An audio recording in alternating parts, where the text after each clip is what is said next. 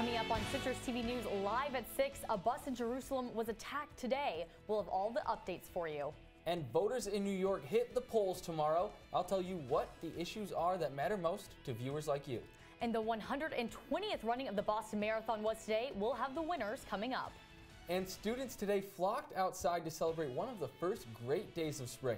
Rebecca Castor will let you know how long we can expect these sunny skies to last. All these stories and more, Citrus TV News live at 6 starts right now.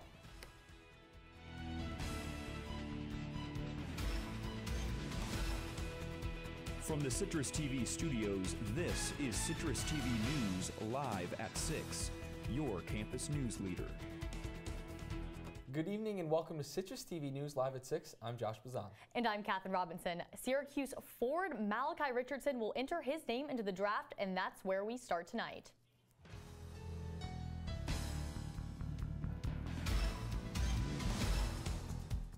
Joining us now is Citrus TV sports anchor Chris Benson. Chris, thanks for being with us.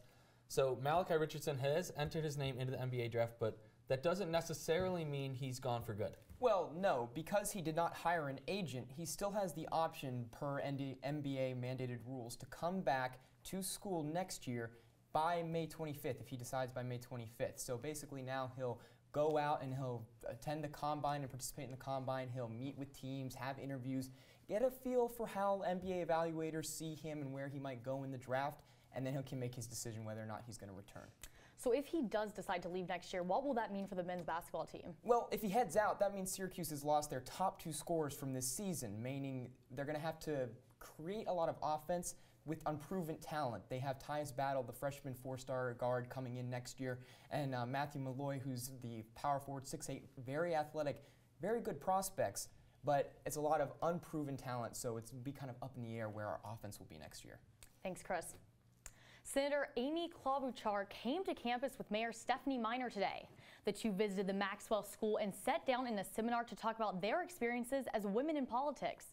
The senator is in New York to campaign for Hillary Clinton and has teamed up with Mayor Miner to secure more votes for Clinton in the Syracuse area. The two will be making many more campaign stops before the primary tomorrow. And Governor Andrew Cuomo announced that today that $11 million will be available to local governments in the form of Smart Climate Community Grants. The purpose of the funding is to provide New Yorkers with the tools to be environmentally conscious. As part of the state's Earth Week celebration, Cuomo made a commitment to protecting the environment and promoting clean energy initiatives.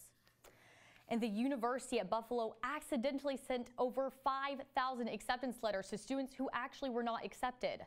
A statement released on Friday says the letters were sent when an incorrect email list was accessed from an applicant database. A second email informing students of the mistake was sent within 4 hours. The affected students have not been denied by the university and are still under review with the chance of being accepted.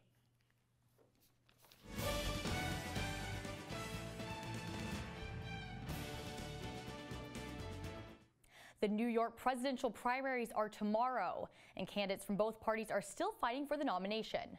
So Citrus TV is taking a closer look at who's campaigning to earn your vote. Josh has the latest. Well, Kathryn, it's certainly an unusual presidential primary situation. Neither party has picked a candidate, and New Yorkers are set to cast crucial votes tomorrow. For the Democrats, both candidates have ties to New York State. Hillary Clinton served as the state senator for 8 years. Bernie Sanders was born and raised in Brooklyn. And in the New York primary, one of the state's own laws has caused some friction between the candidates. As the Democratic candidates campaign across New York, it's the state's minimum wage law that has them talking. Former Secretary of State Hillary Clinton thinks federal legislation should follow her state's lead. That model is a phased-in minimum wage increase to get to $15 in the city and surrounding areas, to get to $12.50 upstate, but to be constantly evaluating the economic conditions so that there is no unintended consequence of lost jobs. Vermont Senator Bernie Sanders says he'd be more aggressive, pushing for a universal $15 minimum wage as soon as possible. That we got to end this starvation minimum wage of $7.25, raise it to 15. Secretary Clinton said, let's raise it to 12. There's a difference. New York Governor Andrew Cuomo was one of the first to endorse Clinton's campaign last year, and he thinks a gradual push to $15, like the current legislation in New York State, is the best way forward. The federal minimum wage is now $7. If you go from $7 to $15 in a very short period of time, potentially that could have a negative effect on some economies. And as the Republican race tightens, the delegate count is becoming more and more important. New York State has 95 delegates up for grabs in a winner-take-most system. That seems to favor frontrunner Donald Trump, who holds a double-digit lead in every recent poll of the state's likely voters. Manhattan businessman Donald Trump is hoping a home state advantage can help him leave the New York primary with all 95 delegates. He's drawn massive crowds as he campaigns across the state, promising to make the White House more business savvy. We're going to bring jobs back to New York State. We're going to bring them back fast, very, very fast. Trump is proud to describe how he went from political insider to outsider. I was a big donor, a big giver. They loved me. You know, they always love you when they take your money, right? But I was establishment. Now I'm probably about as anti-establishment as God ever created, all right? Texas Senator Ted Cruz is another proud anti-establishment candidate. His feelings toward Washington are made clear on the trail. The heart of our economy is not Washington, D.C. The heart of our economy is small businesses all across the United States of America. But Cruz finds himself trailing Ohio Governor John Kasich in all but one poll of likely New York Republican voters. Kasich criticizes his opponents for capitalizing on fear and anger. Two paths. One choice, the path that exploits anger, encourages resentment, turns fear into hatred, and divides people. This path solves nothing. According to the latest poll of likely voters from Emerson College, both Donald Trump and Hillary Clinton hold substantial leads. Clinton has a 15-point advantage over Sanders. Trump is polling at 54%, a massive 34-point lead over Kasich. But voters will decide tomorrow if either frontrunner is to suffer an upset. Coming up after the break, we'll fill you in on 3 major earthquakes from this weekend. Major floods down south, and all you need to know about what's going on around the nation and around the world. Sunny skies graced the Syracuse campus today. Many students spent their Monday hanging out on the quad enjoying the sun. Can we expect more sunny days this week? Stay tuned to Citrus TV News for my full weather forecast. We'll be right back. Thank you, dear. Well, you're very supple, just like I was at your age. Back then, I was a sex expert. Used to call me the buttered biscuit. I know about birth control, too. So you can ask me anything, baby. Bedsider.org has birth control information and a lot more. And it's... Have you had sex in this car yet?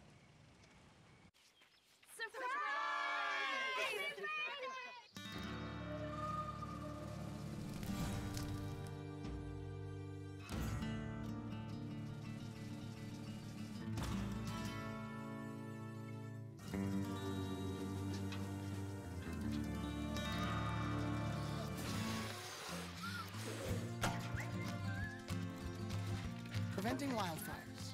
That's all Smokey wants for his 70th birthday. Really?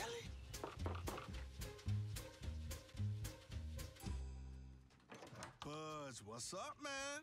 You left some leaves burning out here. Yeah, I just came in just for a second. Come on, man.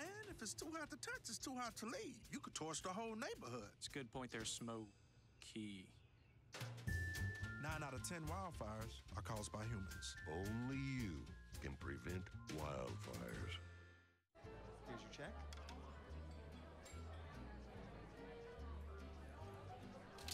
Oh, you got it. You know, since I got rid of my car, I really enjoy walking. Okay. God, no. Getting pulled over for buzz driving could cost you around $10,000 in fines, legal fees, and increased insurance rates. Oh, you're home early. You live with your mom? That'll set your game back a few years. Buzzed, busted, and broke. Because buzz driving is drunk driving.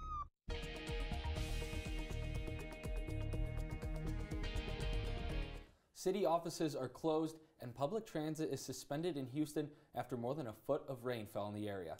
Houston's mayor is encouraging people to stay home today, and the Houston Independent School District canceled classes. Flash flood warnings have been issued through tomorrow morning. for Houston and surrounding cities. The United States Supreme Court will consider a case involving President Obama's immigration reform. The current action would allow certain illegal immigrants to remain in the country if they have children who are citizens or are lawful permanent residents. States, including Texas, challenged the policy, claiming the president does not have the power to enforce the plan. If the case results in a 4-4 split, the immigration reform would be stalled.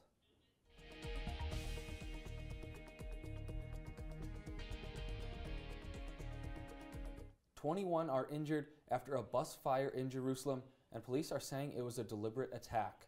An explosive device was planted in the back of a bus, and after exploding, it injured passengers on a separate bus beside it. At this point, no evidence links the attack to any terrorist group.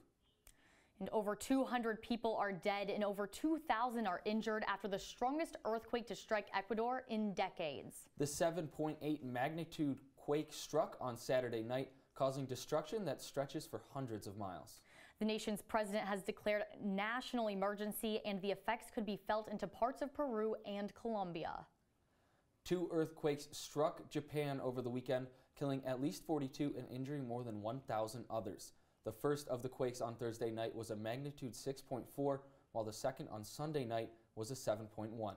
United States forces are helping to find several people who are still missing as a result. These earthquakes and the one in Ecuador appear to be unrelated.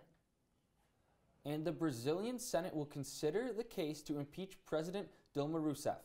The lower house of Congress voted to impeach Rousseff last night. The trials follow massive corruption scandals involving high-level politicians. Brazilian markets opened higher after the impeachment vote, a sign of the economy improving.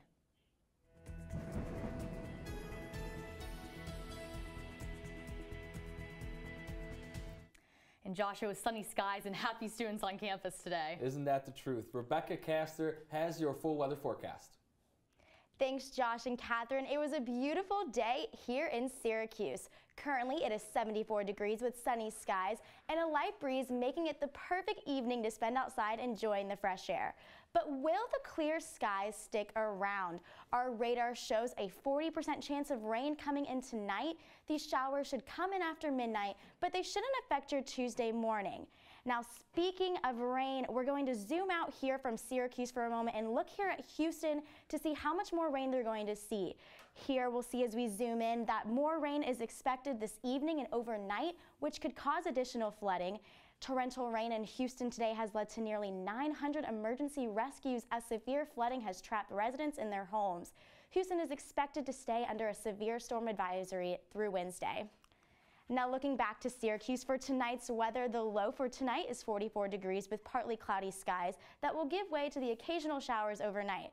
And our 5-day forecast shows more days of sunshine coming our way. Tomorrow we have partly cloudy skies with a high of 57 degrees.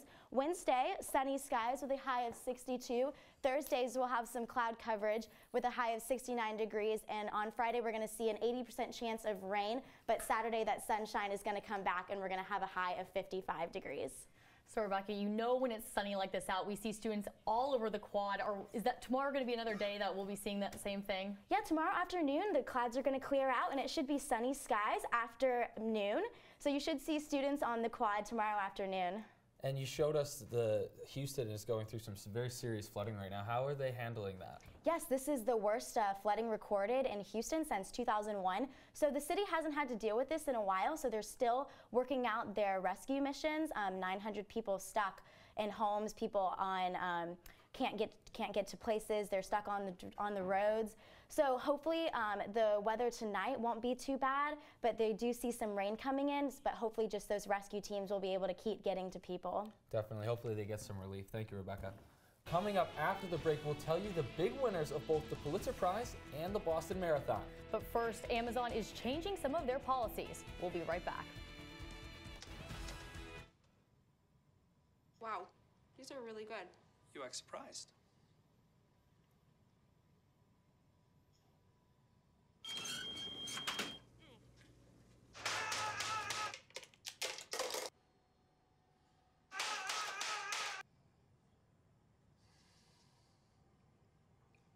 Practice makes perfect. You don't have to be perfect to be a perfect parent. There are thousands of teens in foster care who don't need perfection. They need you.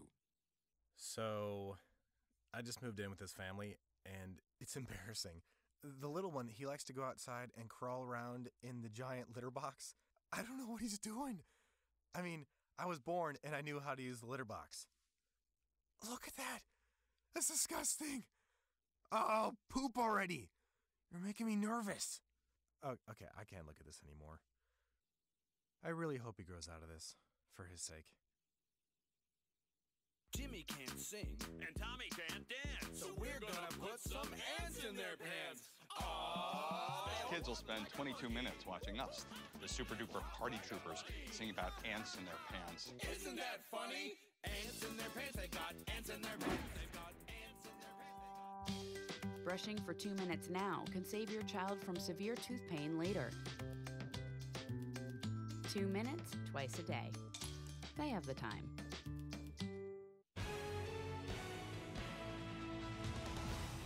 According to a study by the New England Journal of Medicine, a higher BMI in adolescence corresponds with a heightened risk of cardiovascular disease in adulthood.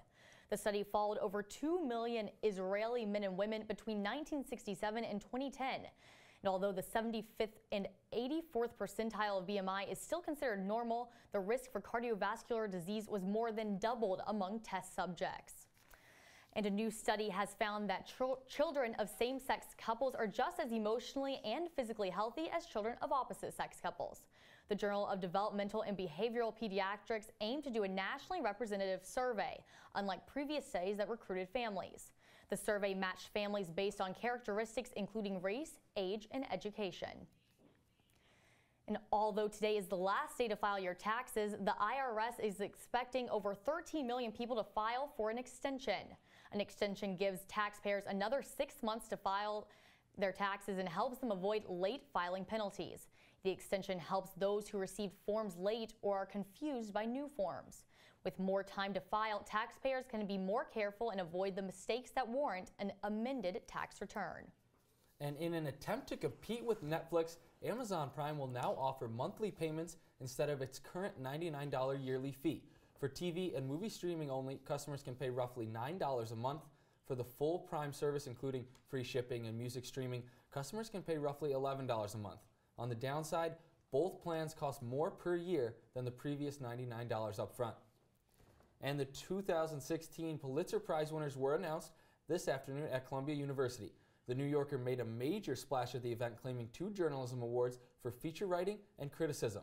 On the awards entertainment side, the Broadway show Hamilton took home an award for Best Drama. Lin-Manuel Miranda's show is only the 9th musical in history to win that designation. The Pulitzer Prizes are celebrating their 100th year of honoring excellence in journalism and the arts. And 2 Ethiopian runners made history today as they crossed the finish line at the Boston Marathon. Lemmy Haile won the men's race with a time just over 2 hours and 12 minutes, while Etsiti Baisa finished in just under 2.5 hours to win the women's division. It was the first time that Ethiopia swept both the men's and women's races, and the first time any country won both titles since Kenya did so in 2012. And now we toss things over to Chris Benson. Chris, everybody needs to know, can you run a marathon? Josh, I get winded running to the dessert line. Anyway, coming up when we come back, Malachi Richardson announced his NBA decision today. Did he stay or did he go? Find out on the other side of the break.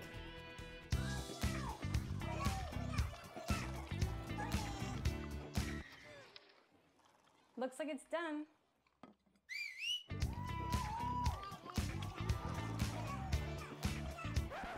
Don't let salmonella get funky with your chicken. On average, 1 in 6 Americans will get a foodborne illness this year. You can't see these microbes, but they might be there. So learn the right temperature to cook each type of meat. Keep your family safe at foodsafety.gov. Don't look at me. Your hair's a bit frizzy today. Aww. You should pick that up. Oh, you're such a dork. Loser. Here, let me help you with that. Oops. Every day, kids witness bullying. Oh, look. Your crush is looking at you. Poor you. They want to help, but don't know how. See, no one here's gonna help you, because no one Teach your kids how to be more than a bystander. Visit stopbullying.gov. If you want to be a parent, it doesn't matter how you play, what you wear,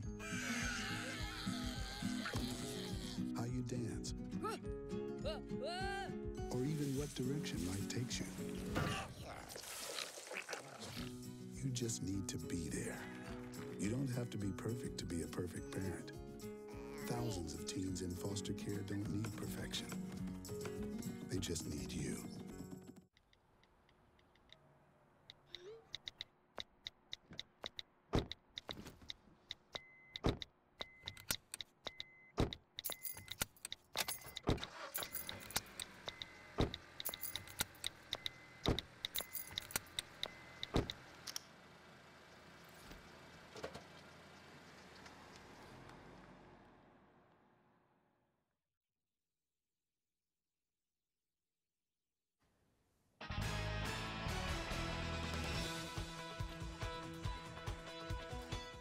Star Syracuse basketball player Malachi Richardson announced today that he will enter the NBA draft this year, but he won't hire an agent.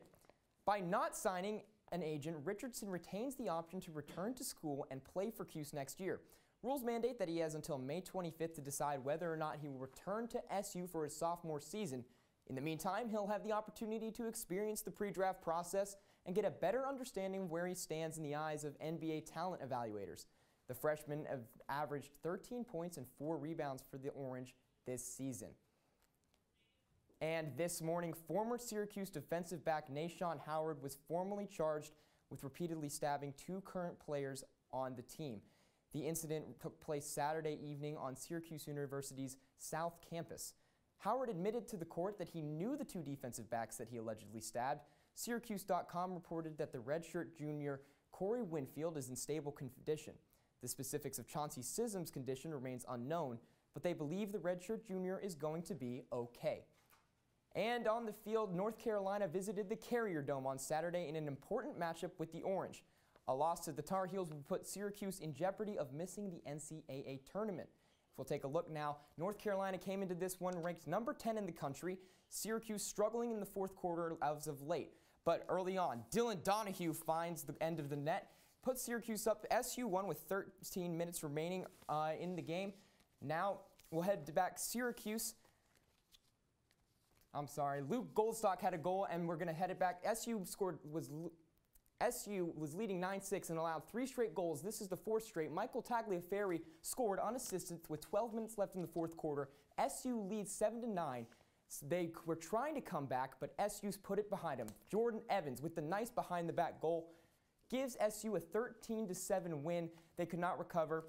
Goalie Evan Malloy, however, recorded 9 saves when the Orange needed it most. The redshirt junior seems to be growing more comfortable in his 3rd game as starter. I'm prepared now, getting a warm-up, ready to go, and my defense is playing great and giving up shots that I can see, and it's working out for us real well. Well, it obviously motivates us, when Evan makes a big save when we need one. He's always there stepping up, and he's getting the ball out quickly, and it's getting downfield quickly. I thought he played really well. I thought he did a good job in the beginning. Then they stuck a couple. Then it was good to have him make those big saves going down the stretch because it kind of stopped their momentum, especially when they got to within 2 goals. On the women's side of lacrosse, the girls team were coming in hot, riding a 5-game winning streak. We'll jump right ahead to the second half. Riley Donahue scores, puts Syracuse up 10-7. That's their largest lead of the game at the beginning of the second half. But here came UNC. Right now, Mary McCool scores off the free position, caps a 3-0 run. She scores, ties it up 10-10, drops the stick, and it would continue. Ella Hazard was looking for Carly Reed. She scored, puts UNC up 12-10. That would be the final decision final score 12-11 for the Syracuse ladies. They lost, ending their 5-game winning streak. And guys, if you want to take a look at this, quarterback recruit Tommy DeVito caught some flack today for posting this Instagram picture announcing his commitment to SU.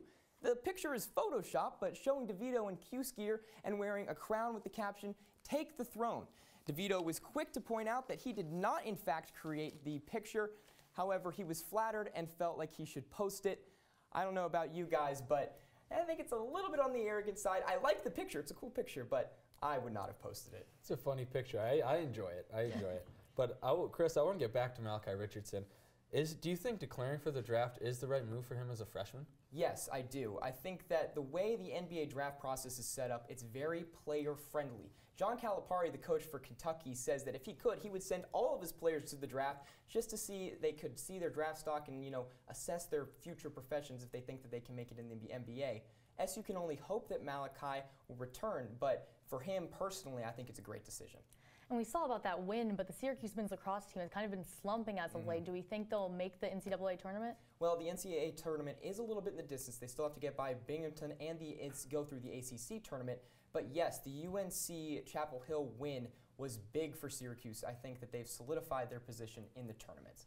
And this picture that we were talking about with Tommy DeVito, what's your take on that? I mean, it's a little weird coming from a recruit. The take the throne was a little bit premature. He's a great quarterback coming out of the high school that has traditionally been dominant in high school. But we still have two quarterbacks that are competing for the starting role. He'll just be a freshman next year. All right, thanks so much, Chris. Coming up after the break, we'll take one last look at your weather. And after the show, stick around for Orange Press Pass, Unpeeled, and Noticias after our show tonight. We'll be right back. I'm a teacher. Let me tell you what I make. I make learning a privilege, not a chore, and frustration a tool, not an obstacle. I make working hard seem easy and giving up impossible. I make an old subject feel like a fresh thought and unconventional methods common. I'm a teacher. I make more. I grew up in the housing projects of Cleveland. I didn't even know that life could be any better than it was. Education for me has been a way to get away from the agony of what was normal life. I want to be able to impact the community, not just look back on where I came from, but to reach back to where I came from and pull some people up with me. My name is David, and I am your dividend. You know what, guys? There's a lot of tree branches and dry brush over here. We should probably move the bonfire over there.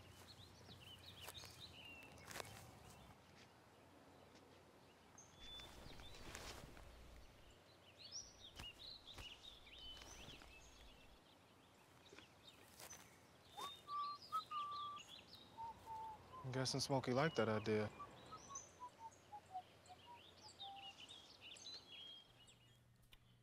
So we're back here with Rebecca. Rebecca, what kind of weather are we looking at tomorrow morning? Tomorrow morning, we're going to see the rain's going to happen tonight, but it should clear up by tomorrow morning. So it's going to be cloudy skies in the morning, and then that sun's going to come out tomorrow afternoon. And what about for the rest of the week? Are we still going to see that sun? Will people be in shorts the rest of the week on campus? It's going to get a little chillier this week. We're not going to see those temperatures hitting 70 degrees like we did today, but it's still going to be in the 50s and 60s. So for some of us Syracuse natives, that's warm. So people are going to be in shorts. And we're still going to see that sunshine coming in again this weekend. Absolutely. So guys, I have to tell you, there's this really weird thing I came across today called smell dating. So we thought we'd heard it all in the dating realm. There's now something called smell dating.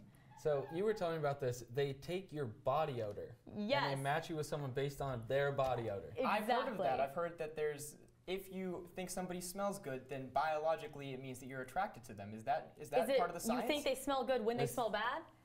Is this not gross to everybody? I'm kind of grossed out going around by and this. sniffing people seems a little weird, but that's just me. I want to know how they get the samples, you know? Like, not sure. Don't even want to know. You never know. That does it for the show tonight. That's all. I'm Josh Bazan. And I'm Kathryn Robinson. Thanks for joining us.